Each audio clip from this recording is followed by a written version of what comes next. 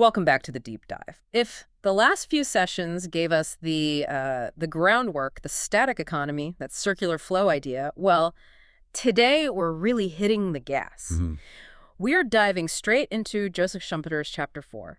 And this one, it's all about the engine of economic change, entrepreneurial profit. That's right. And our mission today, it's quite specific, isn't it? We want to really isolate profit, understand it not as, just a normal part of doing business. Not just leftover money. No, exactly. Not a residual, not some kind of rent. Schumpeter sees it as this very specific, very temporary surplus. And it's created purely by the act of creative disruption. So it's the reward for shaking things up. Precisely. It's the prize for taking the economy out of balance. Mm. And, crucially, it only exists while that imbalance persists. Yeah. Once things settle down again, poof. Okay, let's unpack that. But first, a quick setup for anyone just joining us and, as a vital reminder for everyone else. We need to remember where we left off, that circular flow. The equilibrium state. Yeah, that perfect static equilibrium. What defines that state again? Well, in the circular flow, it's all routine. Competition is there, but it's static competition. Everyone uses the known methods. Information is basically perfect or assumed to be. So prices get pushed down. Right down. Until receipts just cover costs. Yeah. Exactly, cover them. There's no real profit, no net loss. What producers earn is just what Schumpeter calls the wages of management. Just compensation for, running the system, keeping the lights on. Pretty much. Just managing the routine. Nothing more innovative than that. The law of cost is absolute. It dictates everything. And that system, it just reproduces itself. Right. But it doesn't grow. It Yeah, doesn't change fundamentally. Exactly. It's stagnant.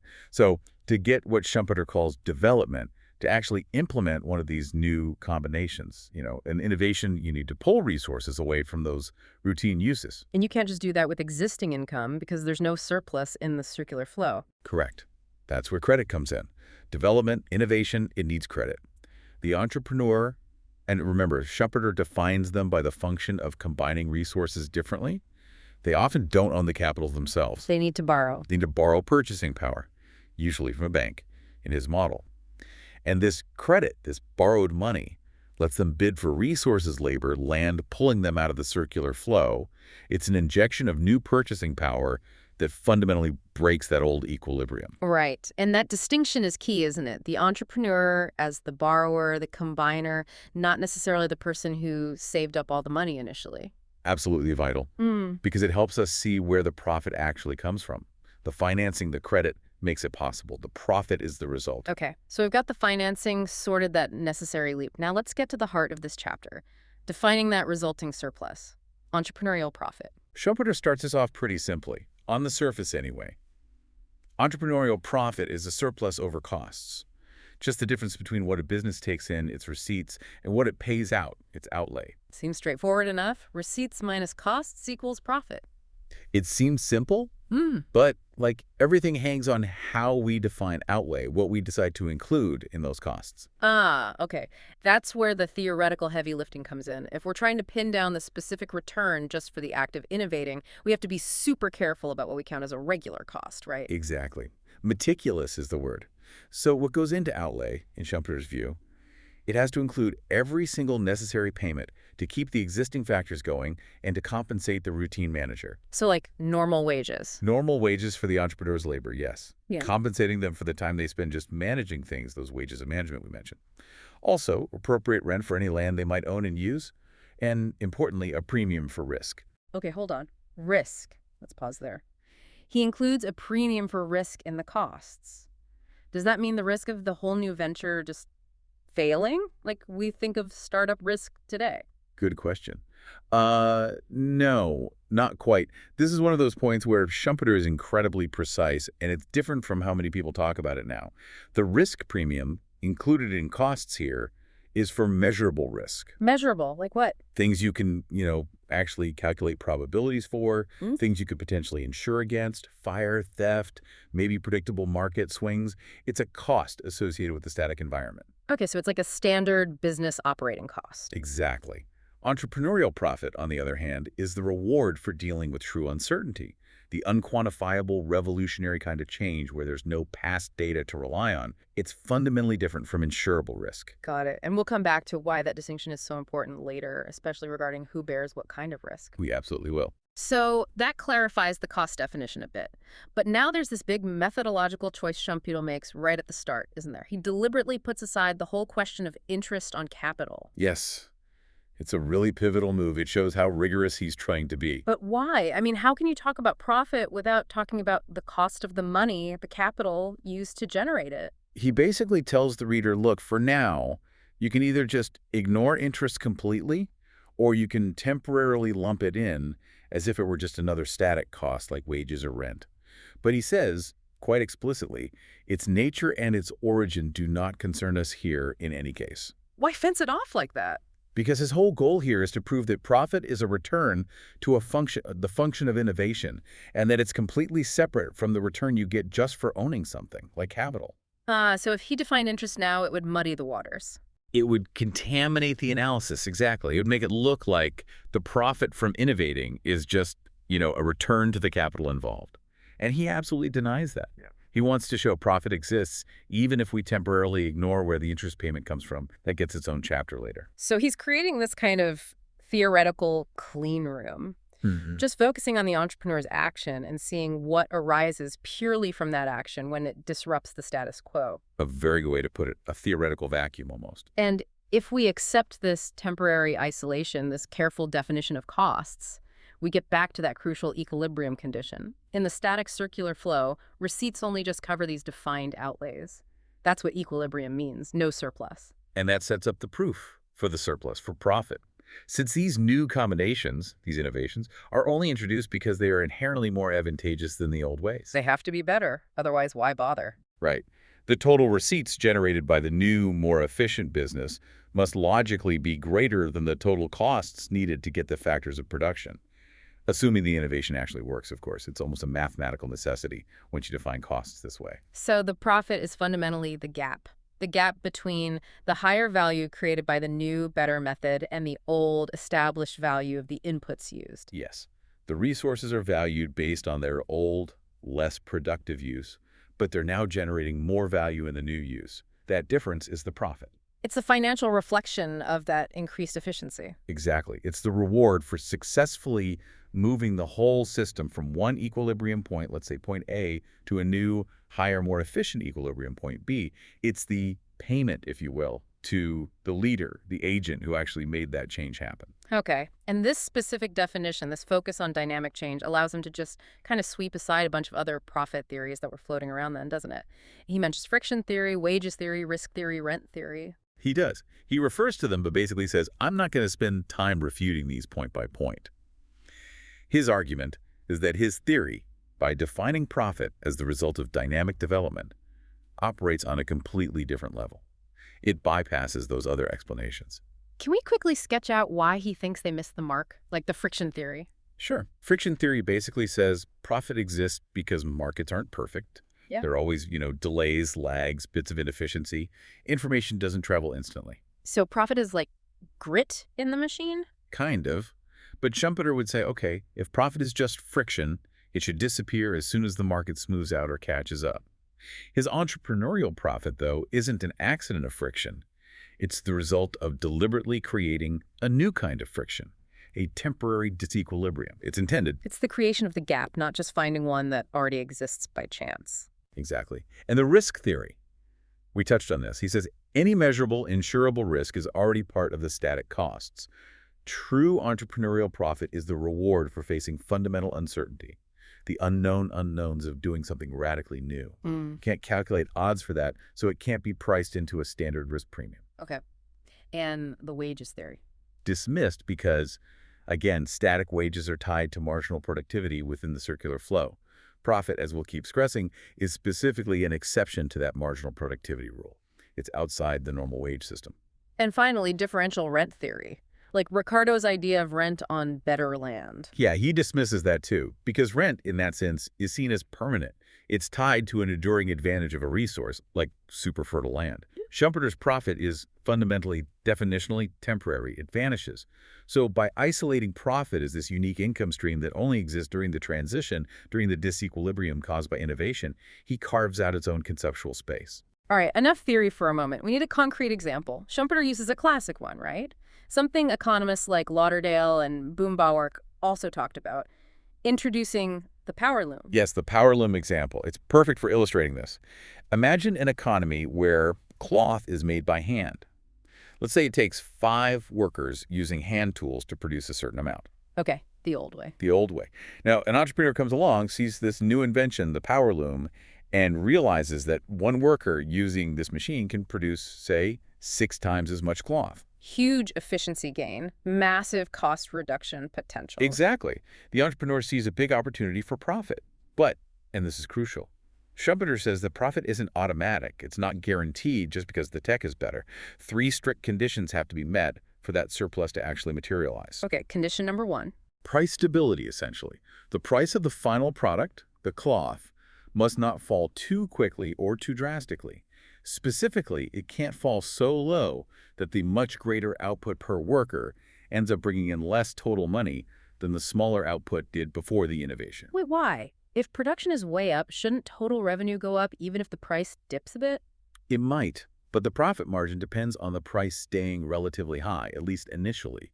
Remember, the entrepreneur's advantage comes from their lower cost structure compared to the prevailing higher cost structure of the hand weavers. Ah, I see. The profit exists in that gap between their low cost and the high market price set by the old, inefficient competitors. Precisely. If the price collapses immediately to reflect the new lower cost, then that gap disappears.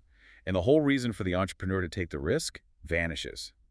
They need the market, for a time, to still price the cloth based on the higher costs of hand labor. So they're exploiting the lag in the market's adjustment, selling at the old price while producing at the new cost. That's the essence of it. Okay, condition 2, the cost advantage. This one seems a bit obvious, but it's necessary.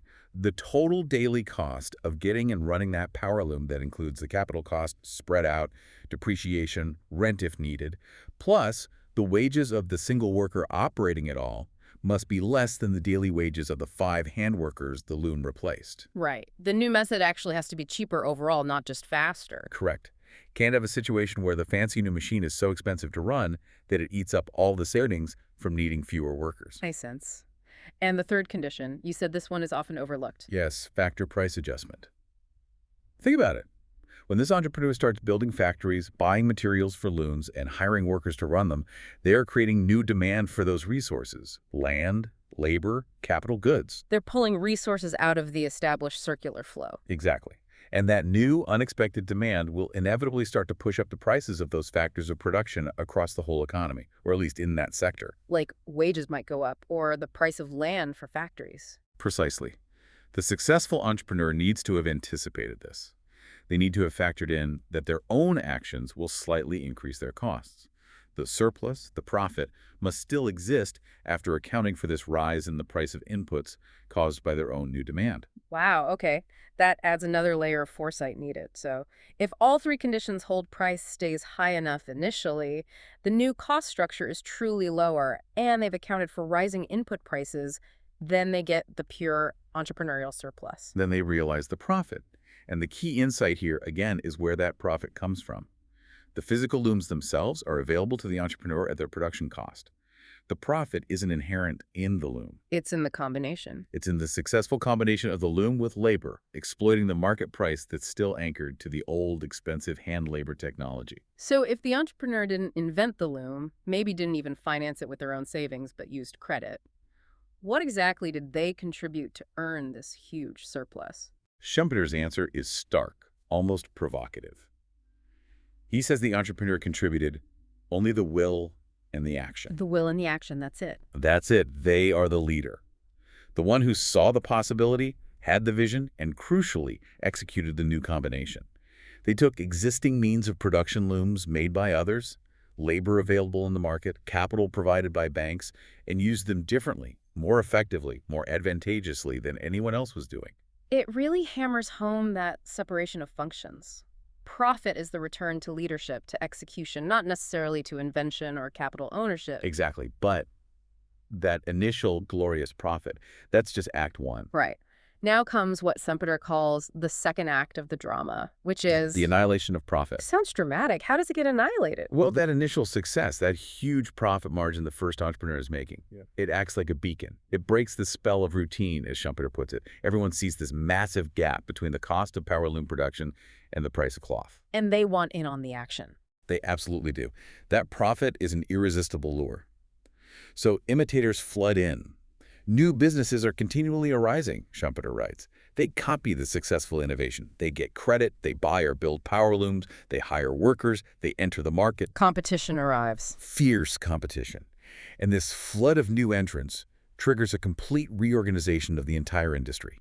Total production of cloth skyrockets. There's a desperate competitive struggle. And inevitably, the old hand labor businesses just get wiped out. They become obsolete. And with all this new supply flooding the market, the price of cloth must finally start to fall, right? It has to. The competition only really stops when the incentive driving it, that juicy profit margin, disappears, which happens when a new equilibrium position is reached. A new normal. A new normal, exactly. But it's a higher level normal, more efficient. In this new state, the law of cost takes over again. But now, the governing cost is the lower cost of production using the power looms, which have become standard. So product prices fall and fall until they perfectly match this new lower cost. And when the price falls to meet the new cost? The initial entrepreneurial surplus. Yeah. It's gone, vanished, wiped out. Whoa. The absolutely critical takeaway here is that profit, for Schumpeter, is definite in amount. You can calculate it while it exists, but it is fundamentally temporary. He says it perishes in the vortex of the competition, which streams after the innovator. So the very thing that spreads the benefits of the innovation throughout the economy and competition is also the thing that destroys the special reward for the person who started it all. Exactly. Profit is self-liquidating. It contains the seeds of its own destruction. Okay, so let's nail down who actually gets this fleeting reward. Schumpeter seems pretty clear. The profit goes to the person or entity responsible for the introduction, for the execution of that new combination. Yes. It could be the inventor, if they also commercialize it. It could be the manufacturer who first produces the innovative machine efficiently. Or it could be the factory owner who first successfully employs that machine to disrupt the market. It's about the agent who bridges the gap between the mere idea or the physical object and its actual economic impact. The one who makes it happen in the real world. The one who makes it happen. And this brings us back again to that crucial point. The entrepreneur is not necessarily the capitalist. They don't have to be the one with the money. Right. The entrepreneur, in their pure function, doesn't accumulate the physical goods beforehand, nor do they necessarily provide the purchasing power. They borrow the purchasing power. Yeah. They are the catalyst, the agent who combines the existing factors, land, labor, capital goods, owned by others, in a new, superior way. Okay. And this leads us to maybe one of the most challenging or at least debated claims Schumpeter makes, especially when you think about modern business, startup culture, all that. Which is? That the entrepreneur is never the risk bearer. Ah, yes. This one always sparks discussion, and it needs careful handling because it's easily misunderstood. It sounds wrong, doesn't it? Entrepreneurs risk everything. Well, let's follow Schumpeter's logic strictly, he asks. If the new venture fails, who actually loses the invested capital? Who loses the money? The investors. The bank. The people who put up the cash. Exactly. The one who provided the purchasing power. The creditor, the banker, the venture capitalist, in Schumpeter's terms, the capitalist.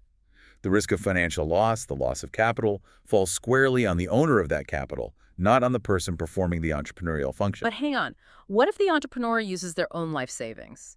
Or what if they personally guarantee the loan with their house? Surely they are bearing the risk then. Schumpeter would say yes, they are bearing risk, but not as an entrepreneur. He'd make a sharp distinction between the roles a person might play. If they invest their own wealth, they are acting as a capitalist. If they pledge their assets, they are acting as a possessor of goods. The risk they bear in those scenarios is tied to their role as an owner of assets. Not tied to their role as the person executing the new combination. Correct. The pure function of being an entrepreneur, in his definition, is the leadership, the vision, the execution of the new combination. The function of risk-taking, in the sense of potential capital loss, is inherently linked to capital ownership. He wants to keep those two functions theoretically separate. Risk-taking is explicitly excluded from the definition of the entrepreneurial function itself. Okay, that's a really fine but critical distinction. The economic consequence of failure hits the owner of the assets involved. The entrepreneur's risk might be reputational or the opportunity cost of their time and effort, but not the financial risk tied to the capital itself. That's the idea. It helps keep the analysis focused on what makes the entrepreneur unique, the act of combination, not the act of owning or financing. All right, so if profit is the return to this act of new combination, we need to broaden our view beyond just new machines like the power loom. Schumpeter points out there's a whole spectrum of innovation that can generate this temporary profit. Absolutely. It's not just about physical technology. He gives several examples. Like new organization, what does that entail? This is about finding profit through better structures or scale. For example, maybe conditions weren't right before, not enough skilled labor, a market's too small, supply chains unreliable. An entrepreneur might figure out how to overcome those obstacles and introduce, say, large-scale factory production where only small workshops existed before. So the innovation is organizational, managerial. Exactly. Assembling the pieces, the personnel, the processes, the market access in a way that creates new efficiencies. That generates profit, at least until competitors figure out how to replicate that scale and organization. Okay, what else? Then there are commercial combinations. This is about disrupting markets through smarter sourcing or logistics. Imagine an entrepreneur finding a totally new, much cheaper source for a key raw material. Maybe they establish a complex new trade route to bring it from overseas. Like finding a cheaper supplier no one else knew about. Precisely. The innovation here is logistical strategic. They make a profit because the market price for the final product is still based on the old expensive way of getting that raw material locally. But their cost base is certainly much lower because of their new source. The gap is their profit. You see that constantly with global supply chains, right? The person who first secures access to a new mineral deposit or a lower-cost manufacturing hub performs exactly this function. That's a perfect modern example. Their temporary profit reflects that informational or logistical advantage. What's next on the spectrum? Introducing new or cheaper substitutes. This is pretty straightforward. Think about historical examples like when cotton started replacing wool for many uses because it was cheaper and had different properties. For plastics replacing metal or wood in some applications. Good example. The entrepreneur introduces a good that satisfies a similar need but at a drastically lower cost, or maybe with better performance for certain uses. The profit comes because consumers are initially willing to pay a price related to the old good it's replacing, while the cost of the new substitute is much lower. Again, exploiting that gap between established value perception and new cost reality. Exactly. And finally, perhaps the most disruptive category, creating entirely new goods or new markets. This sounds like radical innovation. Yeah, it often is. Schumpeter gives the slightly dated-sounding example of traders selling something like glass beads to a remote tribe that had never seen them before. The price isn't related to the cost of making beads at all. It's purely based on the novelty and the high value the buyers place on this completely new thing. Okay, maybe a more modern example, like the first smartphones. Perfect. Or the first personal computers. You create an entirely new category. For a while, the price is driven by consumer excitement, perceived utility, maybe status. It can be way, way above the actual costs of materials and labor involved in production. Pure profit, generated by creating something fundamentally new that people desire. Until the irritators arrive, figure out how to make it cheaper, and competition drives the price down towards the new cost level. always. The cycle repeats. This whole spectrum, all these ways of creating temporary profit, it leads him to talk about the promoter's profit, doesn't it? He sees the pure promoter as kind of the ultimate entrepreneur. Yes, in a theoretical sense, the pure promoter is someone who only does the combining. They don't invent, they don't manage long-term, they just put the new combination together and often move on. They embody that pure entrepreneurial function. And their profit. It's that temporary surplus generated right at the start of the new enterprise. Schumpeter even uses a hypothetical corporate finance example to illustrate its fleeting nature. Imagine a new venture is financed entirely by bonds, representing the necessary ongoing costs. If the innovation is successful, it generates returns above what's needed to pay the bondholders. Okay, that extra return is the profit. Right. And he says you could capitalize that expected temporary extra return into something like promoter shares. But here's the kicker. Those shares would only pay out during that initial period of disequilibrium, before competition kicks in and erodes the surplus. Once the new equilibrium is reached, the profit disappears, and those promoter shares would theoretically become worthless. Wow. That really drives home the idea of profit being absolutely tied to the temporary disruption, not a permanent claim. Exactly. It's a stark illustration of its theoretical purity and its fundamentally transient existence. Okay, we spent all this time building up this idea of profit within a market economy, with prices, competition, credit. But then Schumpeter makes this really bold, almost startling claim later in the chapter. He argues that the fundamental economic nature of this profit phenomenon is actually the same regardless of the system. It exists even in theoretical non-exchange economies. Yes, this is a fascinating and crucial part of his argument for its theoretical depth. He basically says, let's test this definition. Let's strip away the market, strip away prices, strip away private ownership, and see if the core concept still holds. How does he do that? What kind of non-exchange systems does he imagine? He uses two main hypothetical non-exchange models. First, an isolated manorial estate, like a feudal lord controlling all the land and labor. Second, an isolated communist society where a central planning board or organ directs all economic activity, decides what gets produced, and allocates resources. Okay, so no markets, no buying and selling in the usual sense. Let's take the communist society example. If the central planning organ comes up with an innovation, say a new farming technique that increases crop yields dramatically, how do they even know if it's profitable in an economic sense without prices? They have to rely on imputation, internal valuation.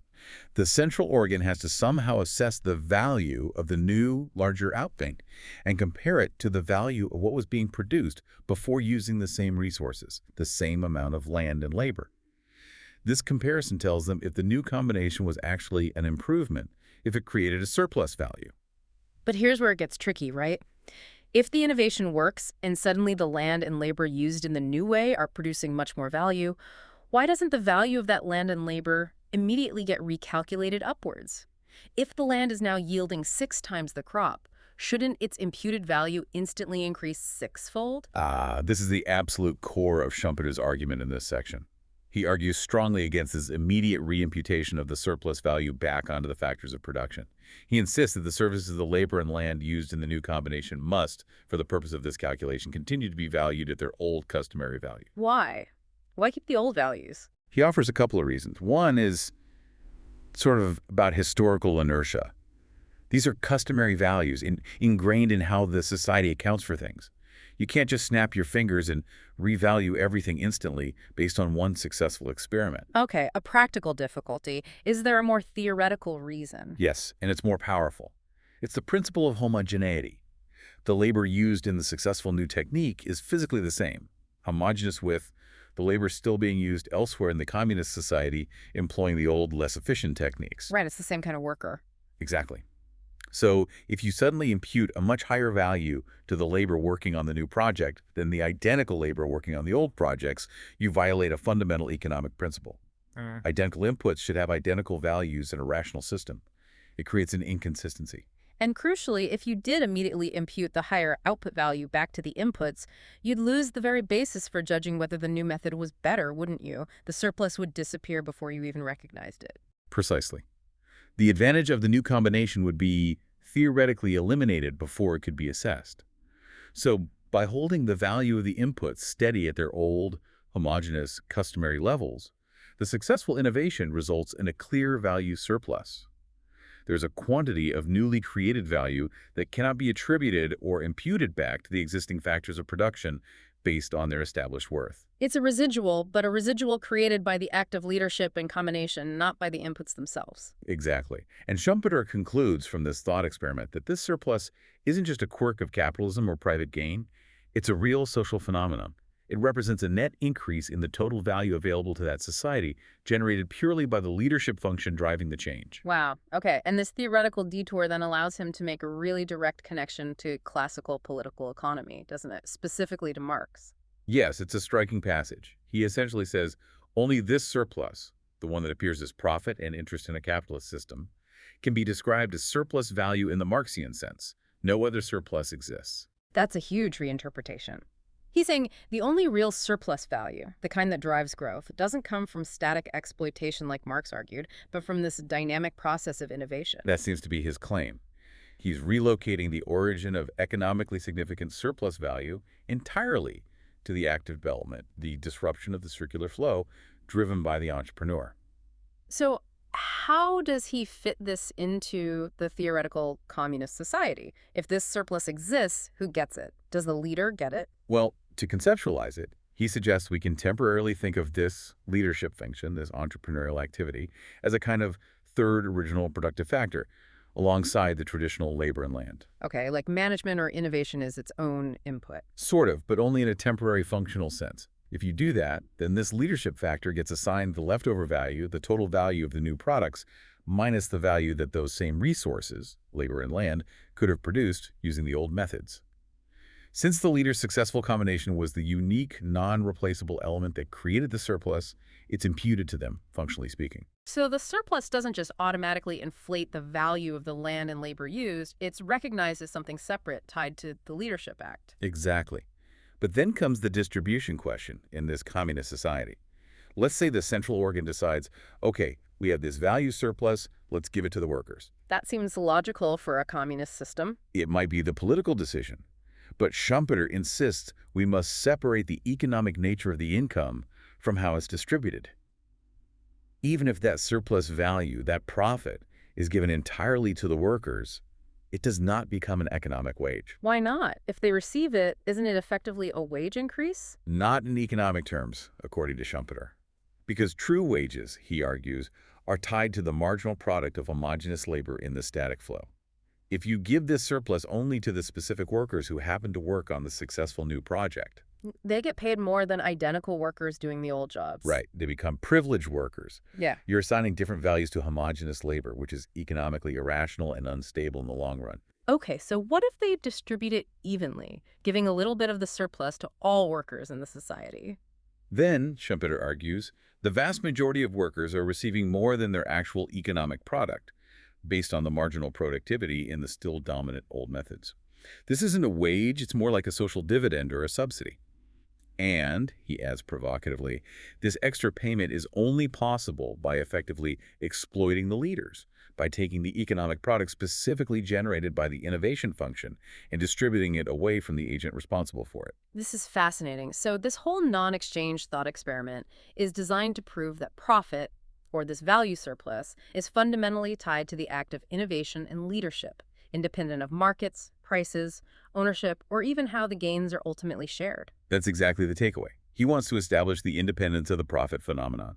It's about value creation through directed change, regardless of the specific societal wrapper it occurs within. Okay, so we've established profit appears, even in these non-exchange systems, but just like in the market economy, it doesn't stick around, does it? No, it vanishes just as surely. In those non-exchange models, once the innovation, that new farming technique, perhaps has been successfully implemented, once it's understood, maybe documented, and its benefits are clear, well, the unique creative input of the original leader isn't needed anymore. It becomes routine. It becomes the new routine. Yeah. All you need now is a competent manager or a foreman to just repeat the process, to oversee the now standardized better way of doing things. The specific leadership factor that created the initial breakthrough disappears. And the special claim to that surplus value associated with the leader, it gets abolished. It gets abolished. The system isn't focused on radical change anymore, just on maintaining this new, higher level of output. So what happens to the value? The imputed values of the factors of production, the labor and the land, finally do rise. They rise to absorb the entire, larger total value product. Why? Because the new, more productive method is now the standard way things are done. Society's greater satisfaction now depends entirely on these factors being used in this way. Their value reflects their new, higher productivity. The new equilibrium is reached. The gap closes, the surplus disappears. The discrepancy vanishes. Profit is gone. This whole dynamic, the appearance and disappearance, is so central to Schumpeter's idea, and it's why he takes pains to distinguish profit from other kinds of income that do tend to stick around, income forms that people often confuse with entrepreneurial profit. Absolutely. He draws some very sharp lines. Let's start with rent. Specifically, the Ricardian idea of rent, the return you get from owning something that has a permanent advantage, like unusually fertile land. Right. Schumpeter is adamant. Profit is not a rent. Rent, in that classical sense, is a permanent income stream. It's tied directly to a lasting, inherent differential advantage of a specific resource land that's naturally better than the marginal land being farmed. It doesn't disappear with competition. Exactly. The owner of that superior land keeps getting the rent premium. Schumpeter uses an example. Imagine a planter who switches from growing sugarcane to growing cotton, maybe because cotton becomes more valuable. That switch, that decision and execution, is an entrepreneurial act. Initially, it generates profit. Okay, because they're exploiting a new market opportunity. Yes. But then what happens? Competitors see the success, they also switch to cotton. Competition increases, the price of cotton starts to fall. Now, if after all that competition settles down, that original planter still earns a surplus compared to planters on less suitable land. That remaining surplus isn't profit anymore. No. That lasting surplus is now properly characterized as rent of land. It's due to the permanent, differential suitability of their specific land for growing cotton efficiently. Or maybe it's due to a general rise in land values because cotton farming became so widespread. The key is it's permanent and tied to the resource, not the act of switching. So the owner is permanently richer because they own better land. They're richer as a proprietor, but not because they are still acting as an entrepreneur. That function ended once cotton farming became the new routine for them. Precisely. The source and the permanence are the deciding factors. Okay, what about monopoly revenue? That seems closer to profit sometimes. It's another crucial distinction. Schumpeter would say the act of establishing a lasting monopoly may be through forming a powerful trust or securing a groundbreaking patent or cornering a vital resource. That initial act is an entrepreneurial act. So the immediate gain from successfully creating the monopoly, that's profit. Yes. That initial windfall, the value created by successfully executing the strategy to achieve monopoly power, that is entrepreneurial profit. It's the reward for the combination that led to the monopoly. But what about the income the monopoly earns year after it's established? That ongoing, lasting return is monopoly revenue, not profit in Schumpeter's sense. Why? Because that income isn't derived from ongoing innovation or disruption. It's derived from the protected position the monopoly holds. It's coming from the lack of competition, essentially. Right. It needs to be imputed, Schumpeter argues, to whatever social or natural forces underpin that monopoly. Maybe it's legal patent protection. Maybe it's control over a unique natural resource. Maybe it's just overwhelming economies of scale that deter entry. The value comes from the monopoly status itself, not from the continued act of dynamic change. The profit was in getting there. The revenue was from staying there. Okay, that makes sense. The source is different. And this leads us to the final and perhaps most theoretically important distinction he hammers home throughout the chapter. Profit versus wages, especially in the context of marginal productivity theory. The standard economic theory of how wages are set. Exactly. This is where Schumpeter really plants his flag. He says, look, profit is the value of the entrepreneur's unique contribution, yes. But, and this is the core point, it is a striking exception to the law of marginal productivity. How so? Marginal productivity theory says factors get paid based on their contribution at the margin, right? Right. But the static laws of cost and marginal productivity, which govern the circular flow, cannot explain the existence of entrepreneurial profit. In fact, they seem to explicitly exclude it, because in perfect equilibrium, all value is imputed back to the contributing factors, leaving no surplus. Profit only arises precisely because the entrepreneur is operating outside the rules and constraints of that static, marginal productivity-driven equilibrium. So wages are what you get for fitting into the existing system and contributing predictably at the margin. Yes. Wages are typically seen as a permanent, ongoing form of income. They're widespread across the economy. They're a standard element of production costs and therefore prices. And profit is none of those things. Profit is the complete opposite on all those counts. It is definitively not a permanent branch of income. It is singularly attached to the creation of new things, new combinations. And, crucially, it slips from the entrepreneur's grasp, as Schumpeter says, the moment the creative function is fully performed and the innovation becomes generalized through competition. Which brings us back to that incredibly evocative phrase he uses. Yes, profit is the child and the victim of development. Born from the act of development, from innovation. But inevitably destroyed by the consequences of that same development, namely the competition it unleashes. It creates progress, but is consumed by it. Okay, so if profit is this temporary self-destructing thing, what's its larger role in the economy, especially when it comes to how wealth actually gets built up over time? Schumpeter has a very strong view on this. He argues that the non-consumption of this entrepreneurial profit is actually the most important source from which the great majority of large private fortunes spring. Really? More important than saving from wages or inheriting land rent? He thinks so. If you set aside those more static forms of accumulation or just pure luck, he believes that active entrepreneurial success, capturing that temporary surplus, and, crucially, not spending it all, is the primary engine generating significant new wealth in a capitalist society. Why is the non-consumption part so important? Because the profit, being this kind of unexpected windfall that's over and above routine income, isn't always immediately earmarked for consumption. It's often plowed back into the business or into new ventures. It gets reinvested. Fueling more innovation, more development. Exactly. It creates new productive capacity, finances further rounds of creative destruction, and accelerates that whole spiral of economic growth. The reinvestment of profit is key to the dynamism he describes. This also connects to the psychology driving the entrepreneur, doesn't it? Why do people undertake this incredibly uncertain, difficult task? Schumpeter offers a rather, well, cynical take on motivation here. He suggests the system works because it holds out the possibility of success that is obviously disproportionate to the actual effort or the static value contributed. You mean the potential payoff looks way bigger than maybe it rationally should be? Precisely. He thinks the prospect of hitting it big, of achieving that massive, disproportionate individual success, even if most people overestimate their chances, even if most fail, acts as a much stronger incentive than offering some kind of fair or rationally calculated reward based on, say, the hours worked or the resources managed. Like a lottery effect. Very much so. The lure of the jackpot, the dream of that huge temporary profit, is what draws countless individuals into the risky, demanding process of innovation. And Schumpeter suggests this possible inflated prospect serves as a kind of necessary remuneration for the entire class of entrepreneurs, including, or maybe especially, for the vast majority who try and fail. The system needs that big, shiny prize to keep the engine running, even if few actually grasp it. It relies on a degree of hope, maybe even overconfidence. It seems so. But he also observes something else happening as economies develop and mature. He talks about the weakening of the entrepreneur's grip on the full amount of that profit. What does he mean by that?